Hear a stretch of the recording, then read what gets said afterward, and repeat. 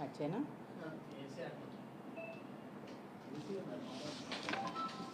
ఉన్నేవ్వండి పర్వాలేదు.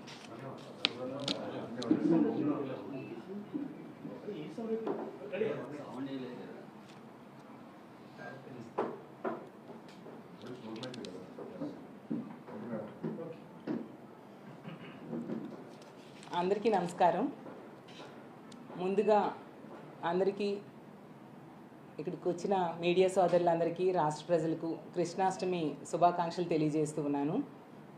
మనం చూసాం మొన్న అచ్యుతాపురం సెజ్లో ఎసెన్షియా ఫార్మా కంపెనీలో ఒక దుర్ఘటన జరిగింది.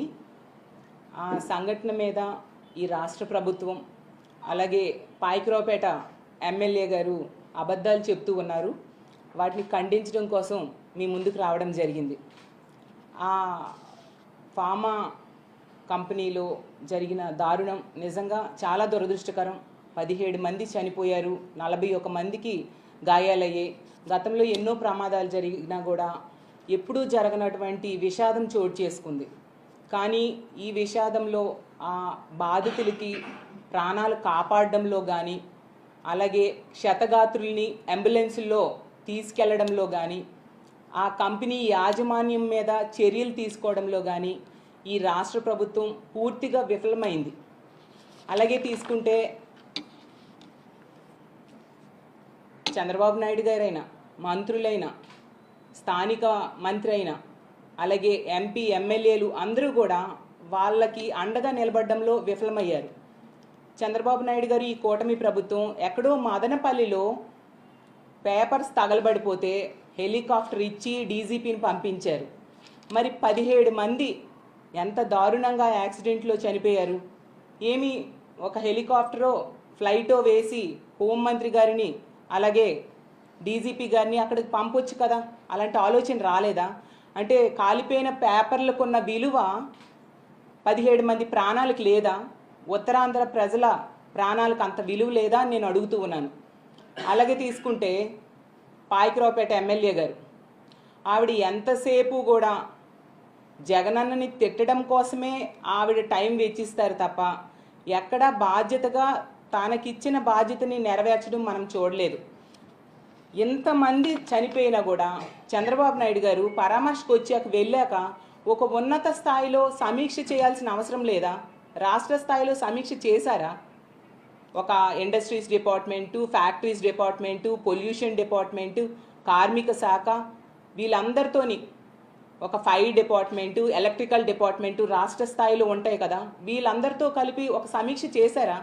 ఇదేమీ చేయకుండా వీకెండ్కేమో స్పెషల్ ఫ్లైట్లో హైదరాబాద్ వెళ్ళిపోయారు.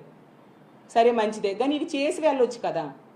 అంటే లెక్కలేనితనం, నెగ్లిజెన్సీ, ప్రజల ప్రాణాల మీద వాళ్ళకున్న నెగ్లిజెన్సీని తెలియజేస్తూ ఉంది.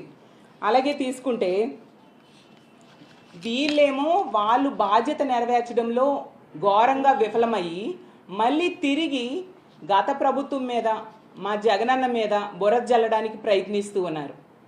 దాన్ని చూసి ప్రజలు అసహించుకుంటూ ఉన్నారు. పాయకరావుపేట ఎమ్మెల్యే గారు అయితే మరీ దారుణంగా మాజీ ముఖ్యమంత్రి గారిని పట్టుకొని చాలా చులకనగా మాట్లాడుతూ ఉన్నారు. అసలు ఆవిడ అలా తిట్టినంత మాత్రాన జగన్ గారికి ఉన్న విలువ ఏమాత్రం తగ్గదు. ఆకాశం మీద ఉమ్మేస్తే మన మీదే పడుతుంది. అసలు అనిత గారికి నేను ఒకటే అడుగుతూ ఉన్నాను, అమ్మ, మీరు వాడుతున్న భాష, మీరు మాట్లాడుతున్న మాటలు ఈ సభ్య సమాజం వింటే ఏమనుకుంటుంది?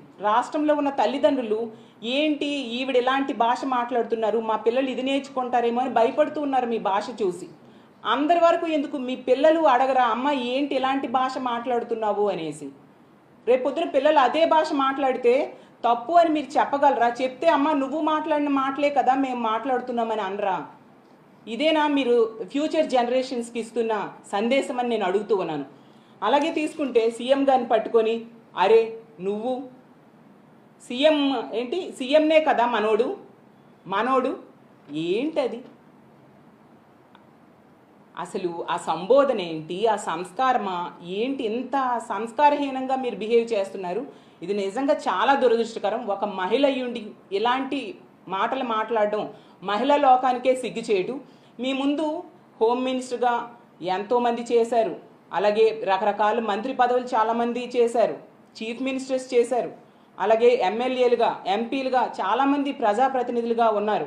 కానీ ఎవ్వరూ కూడా ఎంత దారుణమైన భాష, ఎంత సంస్కారహీనంగా మాట్లాడిన సంఘటనలు మనం చూడలేదు. ఏదో ఇలాంటి మాట్లాడితే గొప్ప వస్తుంది అనుకుంటున్నారేమో కానీ మీ హోందాతనం మీరు కోల్పోతారు, ప్రజల దగ్గర మీరు చులకనైపోతారు అనే విషయం మీరు గుర్తించాల్సిందిగా తెలియజేస్తూ ఉన్నాను. అలాగే మీ అందరికి ఒక అనుమానం రావచ్చు, ఏంటి అనిత గారిని పాయకరావుపేట ఎమ్మెల్యే అంటూ ఉన్నారు అనేసి. ఎందుకు అంటూ ఉన్నానంటే ఆవిడ ప్రోటోకాల్ ప్రకారం హోమ్ మినిస్టర్ తప్ప హోమ్ మినిస్టర్గా బాధ్యతలు అస్సలు నెరవేర్చట్లేదు. హోమ్ మినిస్టర్గా విఫలమయ్యారు, ఒక అసమర్థ హోమ్ మినిస్టర్. ఆవిడ ఎంతసేపు కూడా జగనన్నని తిట్టడం కోసమే ఆ పదవి ఇచ్చినట్టుగా బిహేవ్ చేస్తున్నారు తప్ప తన బాధ్యతలు నెరవేర్చాలి అనే విషయం ఆవిడ ఏమాత్రం కూడా గుర్తెరగట్లేని పరిస్థితి మనం చూస్తూ ఉన్నాం. ఈ అచ్యుతాపురం సెజ్ సంఘటన అయినప్పుడు కూడా ఈవిడ 2 గంటలకు జరిగితే మనం చూసాం, ఆ రోజు సెక్రటేరియట్లోనే ఉన్నారు. అప్పుడు చంద్రబాబు నాయుడు గారు ఉన్నారు, డీజీపీ గారు ఉన్నారు. మరి వెంటనే ఎందుకు స్పందించలేదు ఈవిడ? 4 గంటలకి జగనన్నను తిట్టడానికి ప్రెస్ మీట్ పెట్టారు. జగనన్నను ఎప్పుడైనా తిట్టుకోవచ్చు, మీ పని ఎప్పుడు జగనన్నను తిట్టడమే కదా. మరి ఆ ప్రెస్ మీట్లో ఈ సంఘటన కోసం స్పందించలేదు ఎందుకు? అంటే నెగ్లిజెన్సీ. ఇలాంటి సమస్యల మీద మీకు ఇంపార్టెన్స్ లేదు, కానీ ఎంతసేపు జగనన్నని తిట్టడం మీదే మీ కాన్సన్ట్రేషన్ కనిపిస్తూ ఉంది. అలాగే తీసుకుంటే ముచ్చిమరి సంఘటన జరిగింది, 50 రోజులైంది, కనీసం పరామర్శకి వెళ్ళలేదు. ఒక చిన్నారి బాలికని హత్య చేసి బాడీ దొరకకుండా చేస్తే కనీసం 50 రోజులైనా పరామర్శకి వెళ్ళలేదు సరికదా. ఆ బాడీని ఈ రోజు కూడా వెతికి పట్టి ఇవ్వలేని చేతకాని హోమ్ మినిస్టర్ మీరు. అలాగే తీసుకుంటే మీ కాన్స్టిట్యున్సీలో, మీ పక్క కాన్స్టిట్యున్సీలో ఎంతోమంది ఆడపిల్లల మీద అత్యాచారాలు, హత్యలు, దాడులు జరిగాయి. మీరు కనీసం రెస్పాండ్ అయ్యారా? కనీసం వాళ్ళకి పరామర్శ చేశారా? వాళ్ళకి ఏమైనా కాంపన్సేషన్ ఇచ్చారా? ఆ రాంబల్లి సంఘటన తీసుకుంటే ఆ పాప మృతదేహం అక్కడ ఎన్టీఆర్ హాస్పిటల్లో ఉంటే దగ్గరలో సన్మానాలకు వెళ్ళారు తప్ప కుటుంబానికి పరామర్శ చేయలేదే, కనీసం కాంపన్సేషన్ ఇవ్వలేదే. ఇంత బాధ్యతారాహిత్యంగా వ్యవహరిస్తూ ఉన్న మిమ్మల్ని పాయకరావుపేట ఎమ్మెల్యే అనడమే సమంజసమని నేను భావిస్తూ ఉన్నాను. అలాగే తీసుకుంటే ఆ రోజు ప్రెస్ మీట్ పెట్టారు 4 గంటలకి, అందులో ఏమీ మాట్లాడలేదు. తరువాతైనా అధికారులను ఆదేశించి హోటాహోటిగా బయలుదేరాలి కదా ఈ అచ్యుతాపురం సెజ్ సంఘటన కోసం. అసలు ఏం జరిగింది, వాళ్ళని ఏ విధంగా ఆదుకోవాలని. కనీసం వందే భారత్లో 7 గంటలకు బయలుదేరినా 11:30కు చేరిపోతారు. అవి ఏమీ లేకుండా తీరుబడిగా 9 గంటలకు బయలుదేరి 2:30కో ఎంతకో వచ్చారు. అది మీ ప్రభుత్వం తాలూకా బాధ్యతారాహిత్యం. మరి ఇలాంటి బాధ్యత లేని హోమ్ మినిస్టర్ని ఏమని పిలవాలి? పాయకరావుపేట ఎమ్మెల్యేగానే పిలవాల్సిన పరిస్థితి. అలాగే తీసుకుంటే ఆమె అంటారు ఎల్జీ పాలిమర్ సంఘటన జరిగినప్పుడట జగనన్న అంట ఫ్యాక్టరీ దగ్గరికి వచ్చారా అనేసి. ఎంత అజ్ఞానంతో ఆవిడ మాట్లాడుతున్నారో మనం అర్థం చేసుకోవచ్చు. అసలు ఆ సంఘటన జరిగినప్పుడు కొన్ని కిలోమీటర్ల మేర విషవాయువులు వ్యాపించాయని స్థానికులందరూ ఊళ్ళే ఖాళీ చేసి వెళ్ళిపోయారు. అలాంటి ప్లేస్కి చీఫ్ మినిస్టర్ గారు ఎలా వెళ్తారు? కేవలం 6 గంటల్లో జగనన్న ముఖ్యమంత్రిగా విశాఖపట్నం వచ్చి బాధితులు పరామర్శించారు. మరి ఆ ఎల్జీ పాలిమర్స్ సంఘటన జరిగినప్పుడు మీ నాయకుడు అయిన చంద్రబాబు నాయుడు గారు ఉన్నారు, అప్పుడు ఎక్కడున్నారు? అసలు ఈ రాష్ట్రంలో ఉన్నారా? ఏ విధంగా స్పందించారు? జూమ్లో స్పందించారు, అసలు పరామర్శకైనా వచ్చారా? మీరా మా నాయకుడైన జగనన్న కోసం మాట్లాడతారు? అసలు కాంపన్సేషన్ తీసుకుంటే వెంటనే 6 గంటల లోపే జగనన్న అక్కడికి పరామర్శకు రావడమే కాకుండా విశాఖపట్నం వాళ్ళకి బాధితులకు పరామర్శ చేసి అసలు ఈ రాష్ట్ర చరిత్రలో ఎన్నడూ లేనట్టుగా ₹1 కోటి కాంపన్సేషన్ ప్రకటించడం జరిగింది. దేశవ్యాప్తంగా అందరూ ప్రశంసించారు. అసలు మానవత్వంతో జగనన్న ఇంత బాగా స్పందించారు ఈ ముఖ్యమంత్రి అనేసి ఆ రోజు జగనన్నకి దేశవ్యాప్తంగా ప్రశంసలు అందుకున్నారు. మరి చంద్రబాబు నాయుడు గారు తీసుకుంటే 2వ రోజు వచ్చారు సరికదా.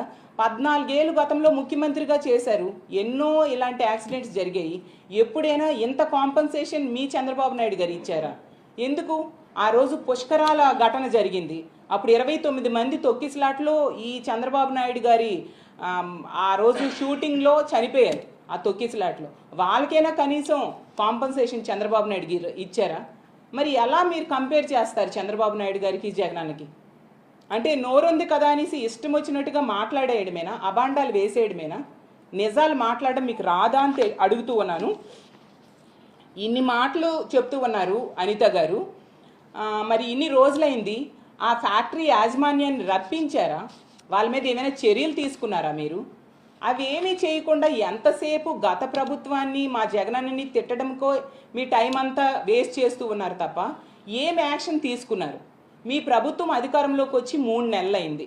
సరే, ఫ్యాక్టరీస్ సేఫ్టీ మీద ఎప్పుడైనా ఒక సమీక్ష చేశారా? మీ చంద్రబాబు నాయుడు గారు కానీ, మీ ప్రభుత్వం కానీ, మీ కార్మిక శాఖ కానీ, మీ ఇండస్ట్రీస్ డిపార్ట్మెంట్ కానీ అసలు ఫ్యాక్టరీస్ భద్రత మీద ఏమైనా సమీక్ష ఈ 3 నెలల్లో మీరు చేశారా అని నేను అడుగుతున్నాను. అలాగే తీసుకుంటే గత జూలై నెలలో జగ్గైపేట అల్ట్రాటెక్ సిమెంట్ ఫ్యాక్టరీలో ప్రమాదం జరిగి 3 చనిపోయారు. పోనీ ఆ ప్రమాదం జరిగాకైనా చేయాలి కదా, అలాంటిది ఏమైనా చేశారా? ఏం చేయలేదే. ఇప్పుడు ఇది జరిగింది. మళ్ళీ వెంటనే సినర్జీస్ కంపెనీలో పరవాడలో ఇంకొక యాక్సిడెంట్, అక్కడ 3 చనిపోవడం జరిగింది. మరి వాళ్ళకి ఏమైనా కాంపన్సేషన్ ఇచ్చారా మీరు? ఎల్జీ పాలిమర్స్లో జగనన్న ఇచ్చాడు, ఇప్పుడేమో ఈ కంపెనీలో తీసుకుంటే ఎసెన్షియా కంపెనీలో జగనన్న అక్కడికి వచ్చాడు కాబట్టి వెంటనే జగనన్న వస్తున్నాడు అని తెలిసి గబగబా ప్రకటించేశారు ₹1 కోటి. మరి ఈ సినర్జీస్ కంపెనీ బాధితులు చనిపోయారు, వాళ్ళేం పాపం చేశారు? వాళ్ళకెందుకు మీరు ఏమి ఇవ్వలేదు? వాళ్ళకి ఇవ్వాలి కదా ₹1 కోటి. అలాగే తీసుకుంటే ఈ ఎసెన్షియా కంపెనీలో చనిపోయిన బాధితుల మృతదేహాలకి రెండో రోజు మా నాయకులైన బొత్స గారు, మా మిగతా నాయకులు చూడడానికి వెళ్ళారు. మీరు అంతవరకు వెళ్ళలేదే. ఇదేనా మీ బాధ్యత? మీరు చేయాల్సిన పని ఇదేనా? అలాగే ఇంకో మాట కూడా అనిత గారు అంటూ ఉన్నారు, మా జగనన్న ప్రభుత్వంలోనంట భద్రతా చర్యలు తీసుకోలేదు, సేఫ్టీ ఆడిట్ నిర్వర్తించలేదు అనేసి అంటూ ఇష్టం వచ్చినట్టుగా మాట్లాడుతున్నారు. కానీ మా జగనన్న ప్రభుత్వంలో అత్యంత విజయవంతంగా సేఫ్టీ ఆడిట్ చేయడం జరిగింది. ఆ నివేదికను మీరు అమలు చేయడంలో విఫలమయ్యారు. మీ చేతకానితనం వలన ఆ నివేదికను ఈరోజు ఫ్యాక్టరీస్కి అమలు చేయడంలో మీరు విఫలమయ్యారు.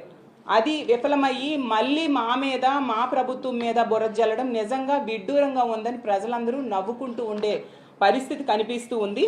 అలాగే పాయకరావుపేట ఎమ్మెల్యే గారు, మీకు ఒకటి చెప్తున్నాను, మీకు కొన్ని వాస్తవాలు జగనన్న ప్రభుత్వంలో ఫ్యాక్టరీస్ సేఫ్టీ కోసం ఎలాంటి యాక్షన్ తీసుకున్నారు అనేది మీకు తెలియజేస్తాను.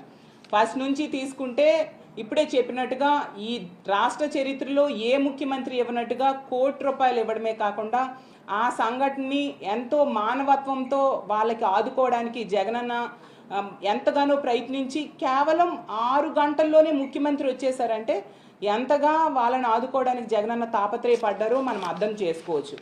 అలాగే తీసుకుంటే ఎల్జీ పాలిమర్స్ ఘటన జరిగాక ఉన్నతాధికారులు ఇచ్చిన నివేదికను వెంటనే సేఫ్టీ ఆడిట్ నిర్వర్తించాలని పరిశ్రమల శాఖకి ఆదేశాలు జారీ చేయడం జరిగింది. అలాగే తీసుకుంటే ఈ ఆడిట్ పరిశ్రమల శాఖ, అలాగే pollution control board, factories department, కార్మిక శాఖ వీళ్ళందరూ కూడా ఆడిట్ చేయడం జరిగింది ఎల్జీ పాలిమర్స్ సంఘటన జరిగిన వెంటనే. ఆ తర్వాత ఎందుకు ఈ ఎసెన్షియా కంపెనీ, మొన్న యాక్సిడెంట్ జరిగిన ఎసెన్షియా కంపెనీలో కూడా 2020వ సంవత్సరం సెప్టెంబర్ 16న సేఫ్టీ ఆడిట్ జరిగింది. అలాగే థర్డ్ పార్టీ ఏజెన్సీ ద్వారా ప్రతి ఫ్యాక్టరీకి కూడా సేఫ్టీ ఆడిట్లు నిర్వర్తించాలని గవర్నమెంట్ ఏకంగా ఎస్ఓపి ఇచ్చింది. అంత బాధ్యతగా వ్యవహరించింది మా ప్రభుత్వం. అలాగే దీని ప్రకారం ఇదే ఎసెన్షియా కంపెనీ 2021-23లో కూడా సేఫ్టీ ఆడిట్ థర్డ్ పార్టీ ద్వారా చేయించడం జరిగింది. అది మీ ఎల్లో మీడియాలో కూడా వచ్చింది పాయకరావుపేట ఎమ్మెల్యే గారు, ఒక్కసారి మీరు చెక్ చేసుకోవాల్సిందిగా కోరుతున్నాను. ఆ తర్వాత 2022 నుంచి 5 ఫేజుల్లో సేఫ్టీ ఆడిట్ చేయాలని జగనన్న ప్రభుత్వం చెప్పడం జరిగింది. అలాగే బ్రాండిక్స్లో ప్రమాదం జరిగినప్పుడు జగనన్న ప్రభుత్వం ఒక ప్రత్యేక జీవోని జారీ చేసి మరీ సేఫ్టీ ఆడిట్ని నిర్వర్తించింది. ఇవన్నీ రికార్డెడ్గా ఉన్నాయి, మీరు చెక్ చేసుకోండి పాయకరావుపేట ఎమ్మెల్యే గారు అని మీకు తెలియజేస్తూ ఉన్నాను. అలాగే జగన్ గారి ప్రభుత్వంలో ఈ భద్రతా ప్రమాణాల కోసం, పొల్యూషన్ కంట్రోల్ కోసం ఏమేమి చర్యలు తీసుకుంటున్నారని రాష్ట్ర స్థాయిలో, జిల్లా స్థాయిలో కమిటీలు వేయడం జరిగింది. దానికి జీవోలు కూడా ఇచ్చారు.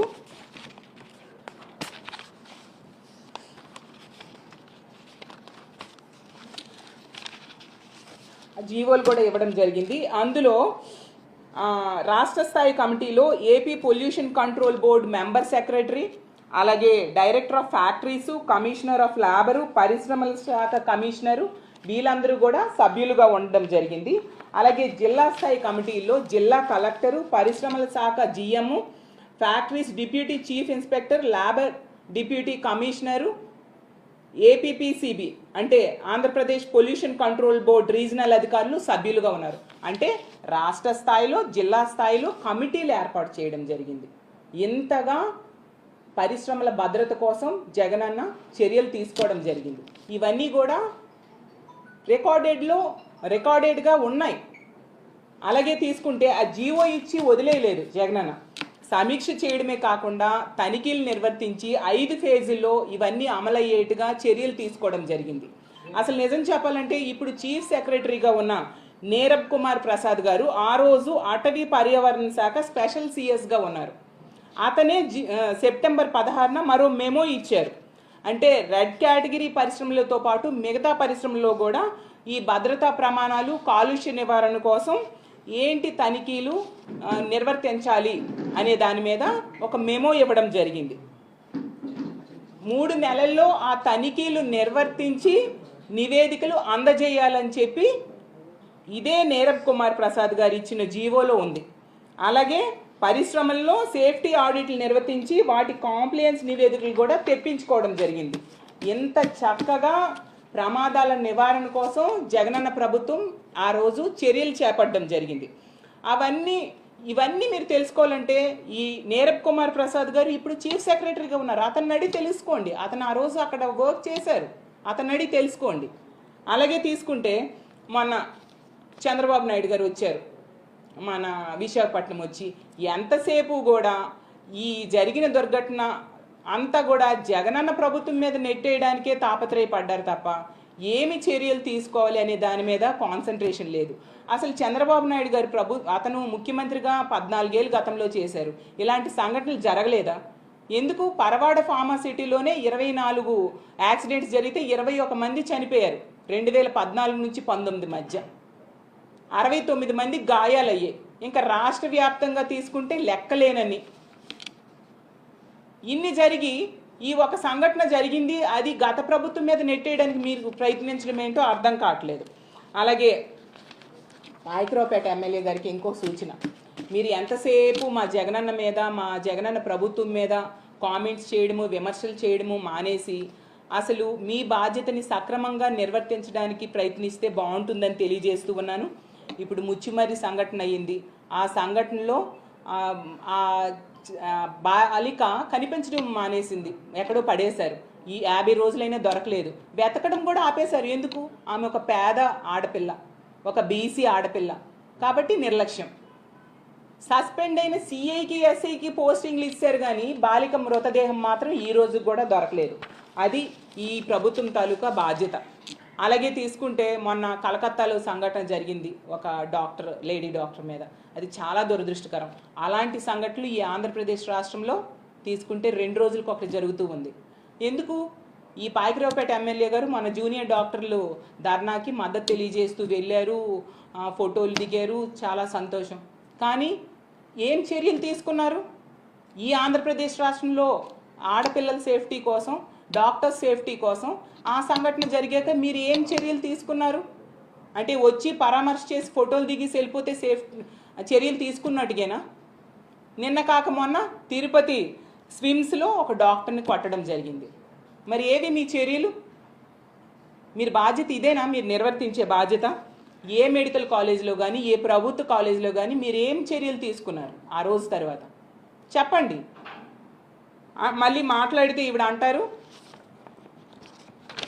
జగనన్న అంటే ఎక్కడికి వెళ్ళినా ఒకటే స్క్రిప్ట్ అట. జగనన్న మీ హామీల కోసం మాట్లాడితే ఎందుకు ఉలిక్కి పడుతున్నారు పాయకరావుపేట ఎమ్మెల్యే గారు? అంటే మీరు హామీలు నెరవేర్చట్లేదని భయమా? ఆ స్క్రిప్టు మేము ఏర్పాటు చేసిన స్క్రిప్ట్ కాదు, మీరు మీ కూటమి ప్రభుత్వం ఏర్పాటు చేసిన స్క్రిప్ట్ అది.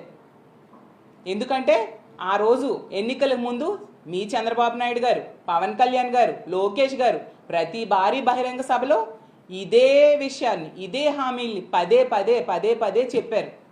మీ ఎమ్మెల్యేలు, ఇప్పుడు మీ మంత్రులు అందరూ కూడా ఇంటింటికి వెళ్ళి ఇదే హామీల్ని, ఈ స్క్రిప్ట్నే చదివారు కదా.